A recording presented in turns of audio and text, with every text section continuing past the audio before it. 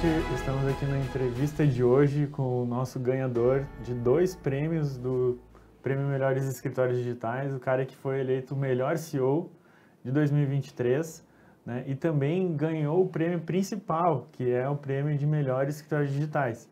E eu já respeitava ele, já admirava ele enquanto CEO, enquanto colega de função aí, e comecei a respeitar e admirar ainda mais durante o dia de hoje, durante a nossa prévia aqui da entrevista, quando a gente começou a conversar sobre gestão, tudo que esse homem sabe, o jeito que ele lida com as pessoas que trabalham com ele, com os colaboradores, com os clientes, enfim, é sensacional de verdade.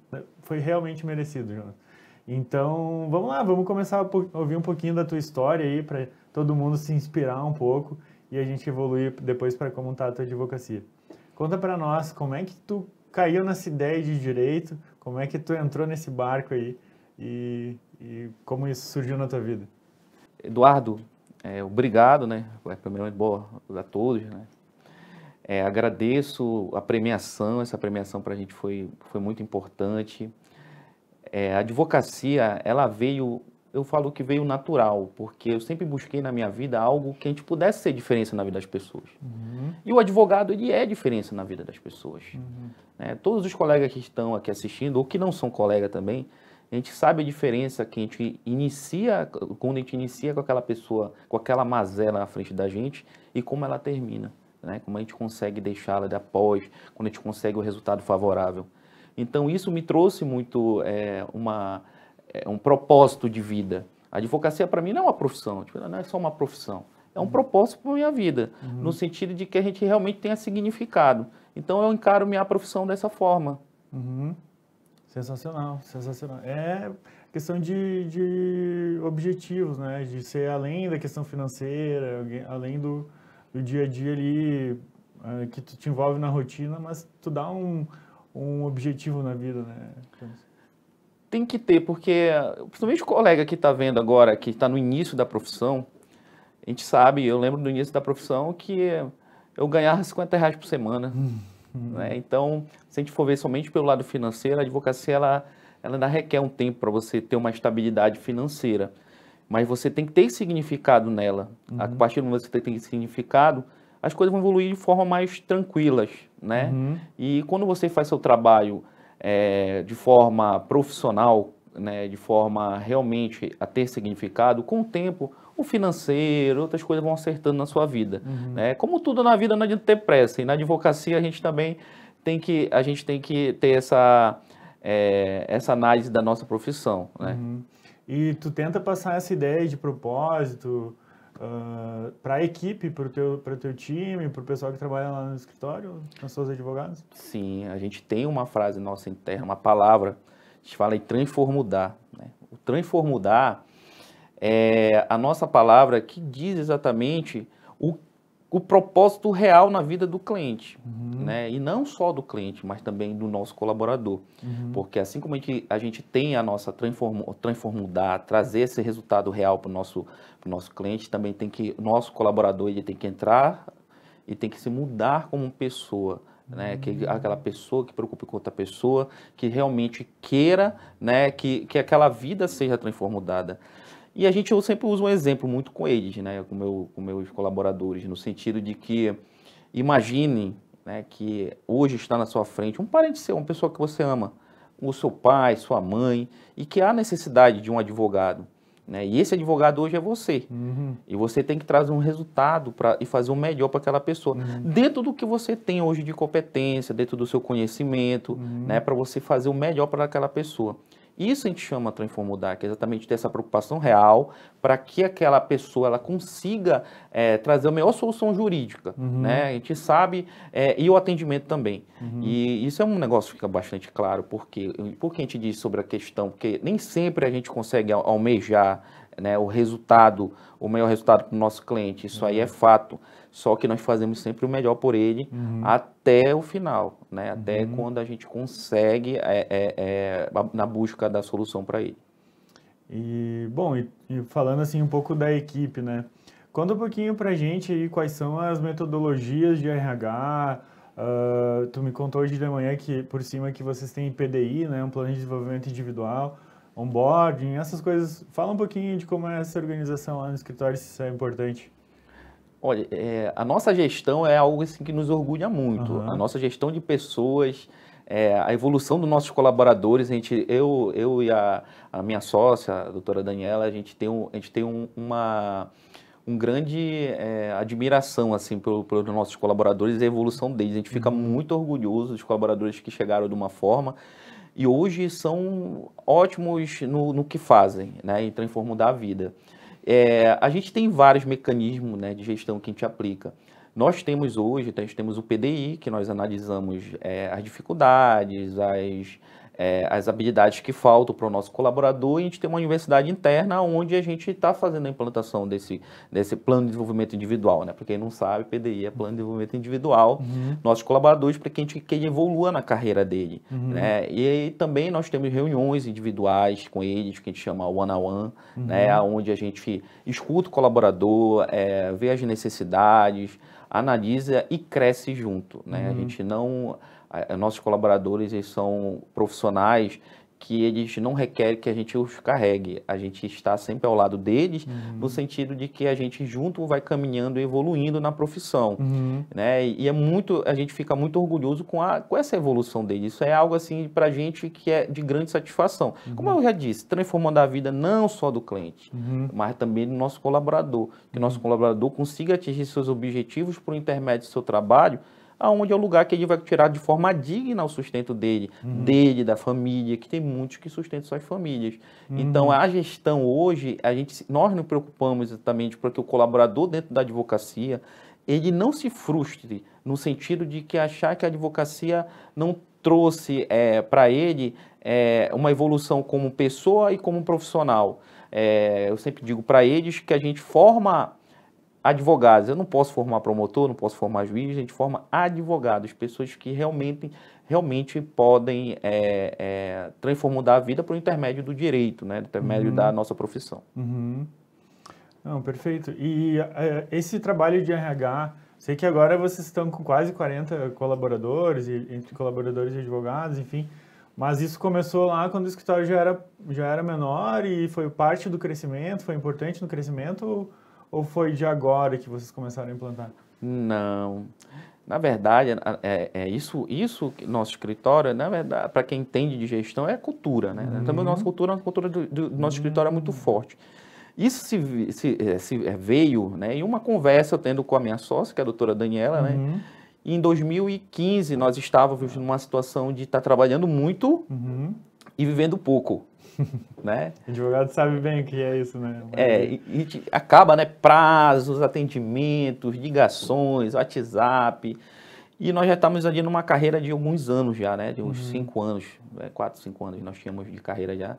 E decidimos implantar uma gestão aonde que nós pudéssemos realmente trazer pessoas que se preocupassem com outras pessoas, né? E que quisessem evoluir na profissão, né? E daí nós começamos a tomar várias medidas, né? E crescendo, apanhando, né? Como todos nós, porque nós somos advogados, nós somos gestores, né? Nós somos formados em administração até o ano de 2019, né? Que depois eu me formei em administração, que também foi um curso que me ajudou bastante, né? E é algo que, sim, que a gente... Então, só para... Pessoal, tu tem formação em Direito e Administração. E Administração. Ah, sensacional. A Administração também. E a Administração também me abriu muito, né, a visão, no sentido de que você que é gestor, a gente que é gestor na frente do escritório de advocacia, ou qualquer tipo de gestor, a gente está na frente da gestão, a gente tem as nossas percepções, já tem as nossas análises, já tem experiência de muita coisa que aconteceu. Só que a gente fica com aquela pergunta, né? Tipo, o que é que eu faço, né? Tá acontecendo isso aqui, o que é que eu vou fazer? Como é que eu modifico? Como é que eu faço, né? Verdade, aí quando a gente tá no envolto do conhecimento técnico, que é a administração, a gente consegue retirar, beber dessa fonte e começar, opa, isso aqui eu poderia ter feito dessa forma. E assim a gente começou a fazer essa modificação, tanto de pensamento da gente. Eu digo que a gestão é sempre algo muito desafiador, no sentido de que a gente tem nossas mazelas. O nosso negócio ele cresce até onde te deixa. O gestor está na frente. Se o gestor está batendo a cabeça num lugar, ele não quer crescer, o negócio dele vai parar naquilo ali. Muito bem. E aí a gente começa daquela forma ali, começou a gerir melhor o nosso escritório com esse conhecimento. E com isso a gente começou a implantar, né? Da forma que está hoje, não é uma construção. O prêmio desse que nós estamos recebendo foi algo de hoje. Nós temos 8 anos mínimo, né? De gestão nós temos desde o início, mas 8 anos de trabalho árduo, manhã, tarde, noite, não deu certo, procurando outra forma, né? Sempre utilizando mecanismos, né? Usando todos os que podemos falar, né? Que nós podemos explicar, porque eu sempre digo, a gestão a gente sabe, né? Tipo, você sabe, todo mundo vai saber, lá no fundo você não sabe organizar como fazer. Eu sempre digo, às vezes você tem soluções dentro da administração que eu ensino para o meu colaborador, né? Tipo, vamos resolver um problema? Eu vou te ensinar o ciclo PDCA. Né? Então, eu explico o ciclo PDCA. Vamos planejar, vamos fazer, vamos corrigir, vamos... Só que esse problema, ele não adianta você tentar fazer uma vez. Você vai fazer até que ele venha a ficar no trilho, né? Habituar com aquela solução, com aquela Isso. Internalize, assim, vamos dizer. Internalize e chegue no resultado, né? Chegue no resultado. A administração, eu sou muito apaixonado, né? Tanto como eu sou apaixonado pelo direito de trabalho e previdenciário, eu sou apaixonado pela administração, né? E a administração é algo, assim, que para mim é algo muito importante da advocacia. E tem um problema, né? Uma vez eu escutando no empresário nós éramos advogados, né? Nós éramos assessoria jurídica dele. Era algo que a gente já fazia, mas às vezes a gente não vê assim, né? A gente não tem tanto essa noção, só quando a gente escuta a gente vê. Às vezes, a gente que é advogado, você está o dia de manhã, vou ver meus prazos, vou atender cliente, vou atender telefone, você está cansado. A última coisa que um advogado quer fazer é falar de administração, né? Porque ele já está cansado, né, Eduardo? Ele está naquela fase, ele já tá muito cansado. E só que seu negócio vai crescer você sabendo administrar o seu negócio. E, Jonas, tu então recomendaria, assim, talvez uma graduação seja algo muito longo até, né? Mas talvez um MBA para advogado, uma pós-graduação em administração, em vez de fazer uma pós-graduação mais uma em direito, que às vezes o pessoal faz, vale a pena? Olha, eu como administrador, eu entendo de que o advogado, com respeito nosso, que nós temos da nossa profissão técnica, a gente tem que respeitar também o administrador. Né? Se ele quiser procurar uma capacitação, é bom, mas que ele tenha alguma pessoa com administração que tenha conhecimento prático, que são conhecimentos, né, muitos, né, e que possam trazer isso para ele tomar como gestor à frente decisões, né, é importante. Assim como também ele pode participar hoje a internet está recheada, né, de informações para que ele possa, né, ele tem melhorado mais, né, até com a DV Box tem melhorado com as informações no blog, inclusive a gente tem algumas informações relacionadas à gestão de escritório de advocacia que não se encontrava, né, na verdade é uma coisa que, por que não se tem? Porque não se preocupava, né, eu lembro que quando eu cheguei no meu estado, comecei a procurar alguns colegas, bora sentar para a gente conversar sobre gestão de escritório. Ninguém queria conversar. Ninguém queria. Não, era como se estivesse falando coisa do outro mundo. Mais uma súmula do STF era motivo de mais uma cervejinha ali no bar para trocar uma ideia. Verdade. E não era o caso, né? O pessoal não queria, ninguém queria. Eu vejo isso, né? Isso impacta diretamente os colegas quando eles veem que a gestão ajuda. Não adianta, você não vai, você pode crescer, mas você vai limitar. Vai ter um momento que você não vai conseguir. Porque nós, advogados, como conhecimento técnico, o que a gente quer? Tudo tem que passar na minha mão. Não, olha, vai fazer algo errado? Não, passa na minha mão antes, para eu analisar, ver se aquilo realmente microgerenciamento, que chama isso, na verdade, né? Quer ver, todos os detalhes tem que passar na tua... E aí trava. Trava o escritório, acabou o escritório. Então, quer dizer, que ele não consegue crescer, começa a fazer o trabalho das pessoas que ele contratou, né? Ele não treina, ainda tem isso. O Euro Júnior, ele fala muito sobre a inversão da subordinação, né? Porque daí quando tu começa a assumir, passar por mim, e às vezes tu não gostou e tu pega para fazer o trabalho da pessoa que está ali, que foi contratada para aquilo, quando vê tu tá de novo cheio de trabalho e não conseguiu compartilhar e delegar, né? E nem viver, né? Que o principal é isso, porque o trabalho da gente é para que a gente consiga viver de forma digna, que a gente consiga, mas que a gente não e volta para aquilo que a pessoa iniciou porque ela contratou, porque ela já estava cheia de trabalho, ela não tinha mais tempo de vida dela para ela conseguir fazer. E ela começa a fazer isso aí. É interessante, né? Eu não tinha escutado ainda do Euro, né? Eu escutei até te falando, né, que eu tinha escutado o podcast dele há pouco tempo, né? Eu estava vindo no avião e eu tinha escutado no podcast dele sobre a questão da gestão. E deixa eu te perguntar, então, tu acha que poderia, alguns advogados realmente não é a área que eles querem estudar, mas poderia, então, ele contratar alguém para ser o administrador ou compartilhar a função de CEO dentro do escritório, caso ele não queira desenvolver tanto essas skills? Tu recomendaria ou não? É uma terceirização. Uhum. Esse que é o problema. Eu aprendi uma coisa na faculdade, né, na universidade de administração, que o administrador, na verdade, é a pessoa que sabe um pouco de tudo, né? A gente sabe um pouco, tem que saber um pouco de financeiro, saber a gestão, saber todas as áreas, né? Gestão de pessoas, gestão de processo. Então, tudo a gente aprende um pouquinho. O gestor, ele também tem que entender. Né? Ele tem que ter esse conhecimento com ele. Assim como ele sabe fazer uma peça, ele tem que saber que é um fluxo de caixa. Assim como ele sabe fazer, ele tem que saber gerir as pessoas. Porque ele pode ter o melhor administrador. Mas se ele for a causa, o administrador não vai conseguir ajudá-lo. Entendi. Né? Eu tenho essa visão que eu tenho. Então ele tem que ter sim um auxílio. E agora que, bom, só para falar um pouquinho da estrutura da equipe, do escritório lá, a realidade de vocês. A sede principal é Macapá, né? É, Macapá. E vocês têm outras 4 filiais, né?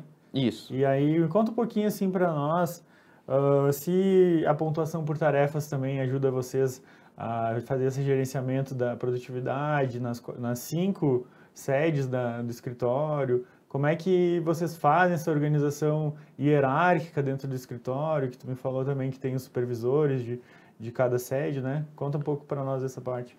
Nós tínhamos uma dor, né? A dor principal era como nós iríamos pagar uma produção. Né? Porque nós tínhamos salário fixo na época, né? Um salário bem abaixo.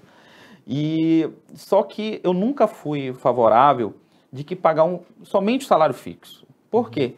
A pessoa que recebe o salário fixo, para ela fazendo 1.000, fazendo 10, para ela tanto faz. Né? Então, ela não traz aquela sensação de que ela esteja controlando o salário dela, né? Que ela pode ganhar mais e tal.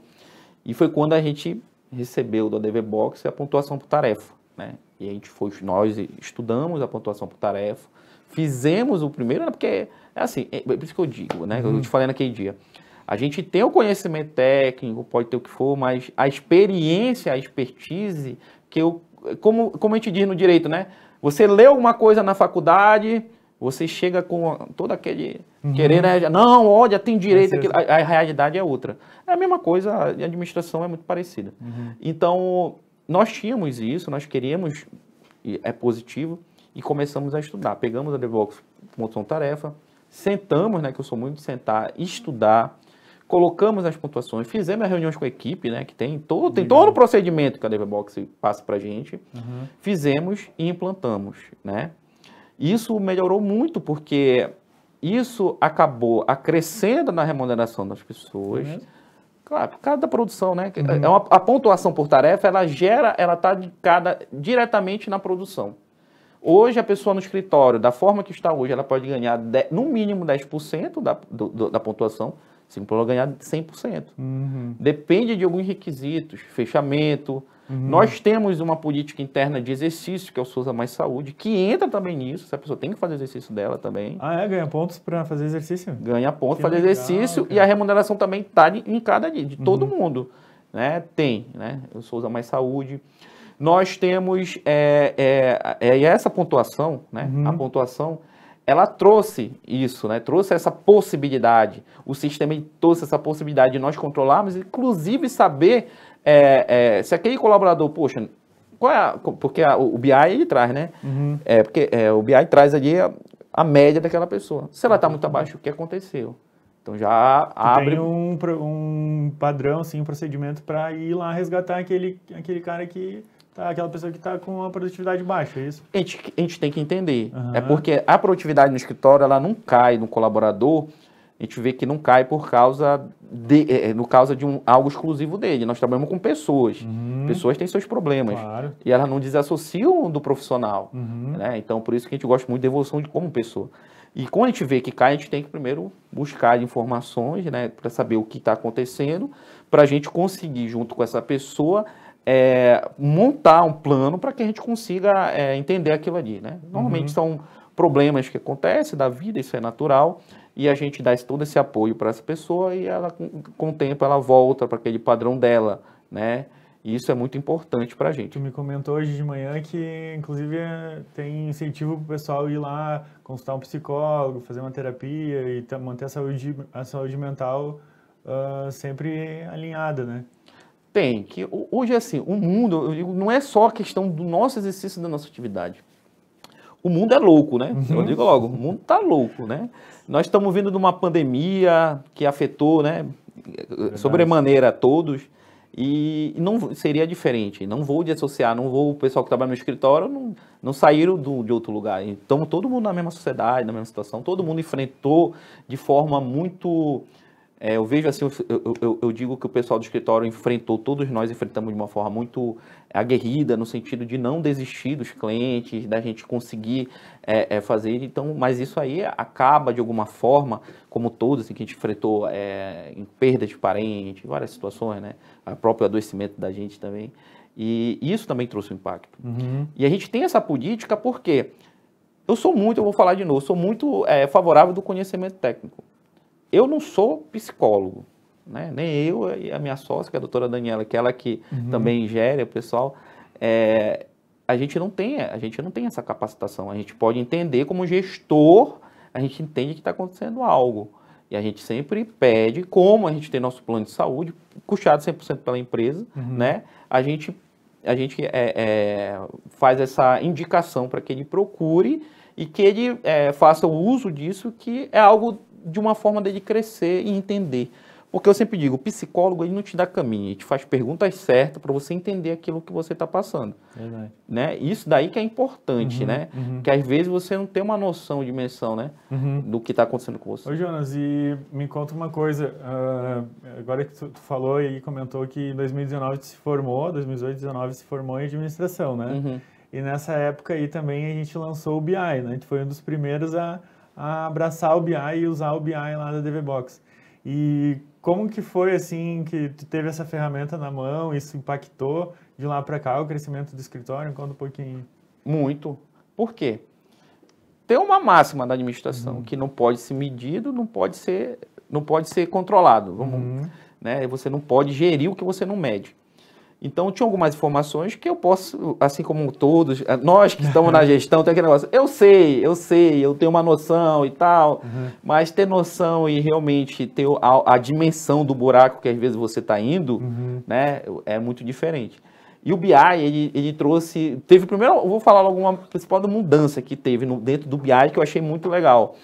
Foi a gente saber que a gente estava trabalhando quase de graça para algumas causas trabalhistas. Na verdade, nós estávamos perdendo dinheiro em causa trabalhista. Sério? Era. Então, a gente começou... Porque lá dá quanto o seu custo por processo. Então, na verdade, nós estávamos pagando para trabalhar. Né? E nós temos... O escritório, mesmo que tenha análise de que escritório...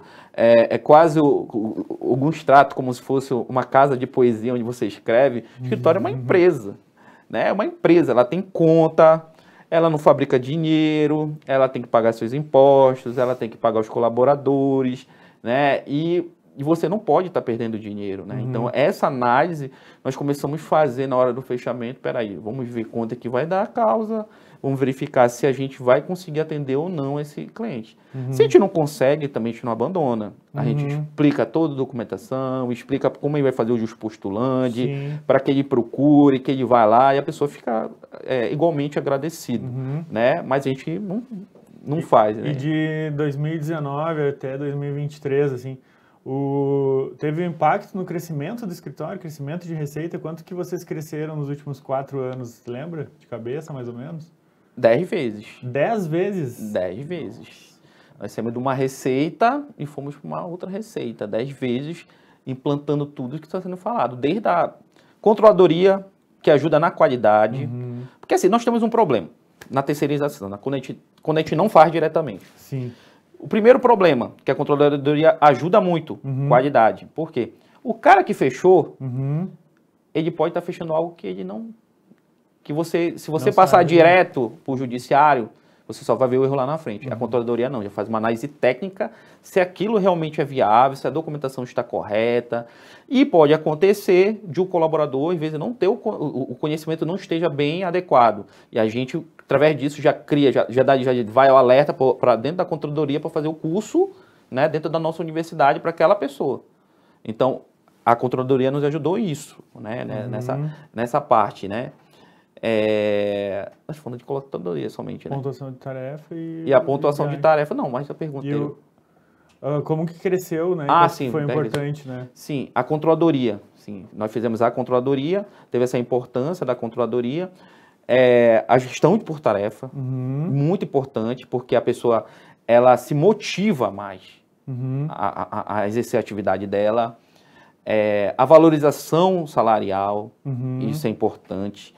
Porque eu sempre digo para o meu colaborador que a empresa, eu sou mero gestor. Na verdade, é uma verdade. Nós não somos dono de nada. A gente está primeiro gerindo por um tempo determinado, que daqui a pouco, né? Verdade. É uma verdade que eu escutei, daqui ninguém sai vivo. É verdade. Né? Isso é uma verdade absoluta. Teve uma frase boa que esses dias eu vi, o dinheiro que é teu dinheiro não é teu, é só tua vez de gastar, né? Mais ou menos daqui a pouco, né? Eu tenho essa visão de vida, né, comigo. Então, quanto eu puder fazer pelos meus colaboradores, pelos meus clientes, pela sociedade, isso aí para mim é algo que me motiva, né? Me motiva muito. E dentro da gestão, né, para essa evolução dos 10, foi exatamente isso. Foi a gente trabalhar com pontuação de tarefa, a controladoria ajudou muito na qualidade, no fechamento, a qualidade relacionada a deferimentos judiciais, processos, né? Isso, deferimentos judiciais, movimentar os processos, né? E tu falou um pouquinho agora aqui da importância tu falou no início sobre propósito, né? Sobre objetivo de vida, enfim, que tu passa isso para a equipe, tu falou um pouco que é importante para ti o impacto que tem na sociedade, enfim. Então, vou te pegar aqui com uma das coisas que mais nos chamou a atenção quando a gente estava avaliando o prêmio lá, a questão do Norte Sem Fome. Essa doação que tu fez aí, eu vou conversar com os colegas e a gente é muito empolgado com marketing digital, o pessoal fala que está investindo um monte em Google Ads, em anúncio, não sei o quê, e tu veio com uma conversa, olha, eu fiz uma doação para as pessoas não passarem fome. Isso foi, assim, um diferencial essencial e eu vejo que está muito colado com o que é a nova advocacia digital, esse movimento de transformação que a advocacia está vivendo, ou de transformudar, né? O que a advocacia era e não é mais, né? Porque a gente fez parte de uma transformação já, que está aí, que está acontecendo, e que por mais que essa geração mais antiga resista, a gente conseguiu já fazer alguma coisa de diferente, né, Jonas? E sinto parte, eu sei que tu também se sente, mas eu queria saber de onde é que surgiu essa ideia e como é que foi lá na prática essa iniciativa do escritório. Quando as pessoas, Eduardo, entenderem que doar é melhor do que receber, né? Elas vão entender o quanto isso é bom não só para quem recebe, mas para quem também doa, né? O Norte Sem Fome, nós não temos às vezes uma noção de quanto pessoas, né, nesse exato momento, né, que sabe que muita gente tem passado fome. Fome de não ter o que comer ou não ter o mínimo que comer. Né? Às vezes eu tenho pouca coisa ali, mas não chega a caloria mínima que eu tenho que comer. Então, uma forma de retribuição que a gente sempre advogou para pessoas muito pobres, que é uma das nossas missões realmente, impactar essas pessoas, nós lançamos o Norte Sem Fome. Né? O Norte Sem Fome, o objetivo dele é angariar recursos do escritório ou de pessoas também. Né? Nós, nesse período, eu não sei quem é esse doador, mas a gente chegou a doar 15 mil reais para o Norte Sem Fome também, né? Fora quem te doou também, né? E a gente conseguiu fazer essas doações desses valores, né? e conseguimos fazer essas entregas. Isso é muito importante. Nós entregamos nas sedes, né? Nós temos uma sede em Laranjal do Jari, para quem não conhece, fica... tem um rio, não, o Rio Jari, né? E a pessoa mora muito na área amazônica, a pessoa mora muito em área de palafita, O Ribeirinho. o ribeirinho, né? Nosso ribeirinho. E nós fazemos essas doações. Isso aí é muito importante, a gente levar isso, aquelas pessoas entenderem que elas ainda são pessoas, porque a dignidade das pessoas, elas são violadas por falta de alimento. Você imagina você chegar na sua casa, você ter a responsabilidade como pai, como mãe, ter uma família e não ter o que comer? Né? Então, é uma forma que nós iniciamos. É uma forma que a gente inicia, a gente espera que isso traga um impacto maior, né, para as outras pessoas, que a pessoa comece a olhar, né? Não importa as críticas, porque crítica na vida sempre é isso, né? Eu sempre digo, o que é que me importa na hora da minha morte? O que é que me importa? Né? Tipo, vou me importar que os outros falam? Não, vou me importar as atitudes que eu fiz, né? O tanto de certo como de errado, a vida é assim, né? E aí... O Norte Sem Fome é algo muito legal. Assim, a gente vai levar essas cestas básicas. Vai o pessoal do escritório mesmo. E escritório. Todo mundo é do escritório. A gente legal. para um sábado, Tá. né? Agenda com a comunidade, com a liderança da comunidade, para organizar, né? E nós levamos essa alimentação e fazemos uma distribuição. Sábado agora, há poucos dias, nós fizemos a doação de 300 cestas básicas, né? Desse ano, né? A segunda doação, a segunda, a terceira, não me recordo bem, 300 cestas básicas, né, que nós doamos, e tinha muita gente. Pessoas idosas, pessoas deficientes, mães com filhos, né, muita gente que a gente vê, a gente foi num conjunto habitacional, nós levamos lá, e isso foi muito engrandecedor, no sentido que a gente vê que a gente conseguiu naquele dia, né? Eu poderia não ter feito nada, né? Que se eu fizer nada, não ia mudar nada a vida deles. Eu vou fazer o que eu posso fazer. Se eu pudesse fazer mais, eu faria mais. Mas dentro das nossas possibilidades, nós vamos continuar fazendo. E o Norte Sem Fome tem essa função de que, além da gente conseguir fazer com o que a gente tem, a gente consiga trazer outras pessoas, outros parceiros que dizem, poxa, eu quero participar também. Pois é, tu me comentou hoje ali que vocês têm muito trabalho social e convívio com lideranças da comunidade também, né? E que eles ajudam as pessoas também a encontrar o escritório, enfim, e tá ali ter essa assistência. Me conta um pouquinho também agora tu me contou a ideia do pessoal que está contratando, né? Do Norte para Todos. É isso. É outro projeto que nós estamos fazendo agora, né? Nós tivemos, né? Eu tive acesso a uma reportagem onde as pessoas com Down estavam com depressão, né? Aqui, pelo menos para a região sudeste, eu ainda encontro um outro Down trabalhando, né? Como pessoas produtivas que eles são. Tem suas limitações, como a gente também tem a nossa. A gente tem nossa limitação. Verdade. Né? Eles têm mais limitações, assim, algumas ali, mas eles também são pessoas produtivas. Então, eles não estarem sendo incluídos socialmente, né? Isso traz para eles vai trazer uma mazela, não só para ele, mas para uma família. Porque uma pessoa com Down, ela tem uma família. Então, a partir daquele momento ali que aquela pessoa está sofrendo, toda a família sofre. E a pessoa com Down, nós fizemos reuniões, nós estamos assessorando, né? A pessoa está montando uma associação também, a gente está assessorando, ajudando eles a montarem uma associação. E a gente tem a pretensão de contratar 2 para o escritório, né? Para ajudar a gente no atendimento, fazer essa inclusão, para que outros empresários, outras pessoas venham também a aderir, né? Ter essa consciência. Eu vejo, Eduardo, assim, no digital, né? Hoje fico muito mais rápido as informações. Né? Hoje, se alguém acontecer algo rápido, a mídia sabe. Verdade. Eu tomara que isso também siga de exemplo para que as pessoas entendam, tenham a responsabilidade social em consumo. Hoje as pessoas têm, né? Tipo assim, eu vou consumir o quê? Aonde eu vou consumir, o que é que eu vou consumir? Você tem que entender o que você está consumindo. Se você está consumindo algo, você tem que entender, poxa, essa empresa, ela está querendo simplesmente o financeiro ou ela está querendo realmente ter um impacto social? Né? É dessa forma que a gente quer trazer, com essa divulgação, que as pessoas entendam e ter a responsabilidade que abra-se portas e oportunidade para essas pessoas. Se elas vão trabalhar ou não, é outra coisa, mas a oportunidade ela tem que aparecer. Né? E no meu mas estado muitas vezes a gente contrata alguém que às vezes tem, vamos dizer assim, entre aspas, porque a palavra normal é uma palavra fora de contexto, ninguém, assim, a rigor é normal, né? Todo mundo tem as suas limitações, enfim. Mas, às vezes não dá certo também, né, Jonas? Então, as oportunidades são excelentes, assim, e eu acho que é muito inspirador ver tu falar e ver que aconteceu mesmo, né? Ver tudo indo dessa forma como vocês estão levando lá na Souza Advogados. Então, eu queria te pedir, assim, já que o nosso tempo já, infelizmente, já foi, né? E foi sensacional a conversa, para que tu dê essa última palavra para dar esse encerramento na nossa entrevista aí. E a gente, infelizmente, encerre esse vídeo, que está excelente, está sensacional mesmo. Mas falando aí, o que tu vê, assim, para os próximos passos da Souza, né? E como vocês pretendem continuar inspirando colegas, advogados, empresários também fora da área do direito? A visão que nós temos para o escritório é de nós sermos um agente de transformar. Que a gente, aonde nós estivermos, a sociedade não seja a mesma. Né? Que a gente consiga trazer esse objetivo, que com nossas unidades, que a gente consiga trazer essa diferença. Né? Tanto para a sociedade, nosso cliente e para o nosso colaborador. Esse é o caminho que a gente quer seguir. Perfeito, cara. Muito obrigado pelo esse momento e esperamos te ver muito mais aí. Valeu.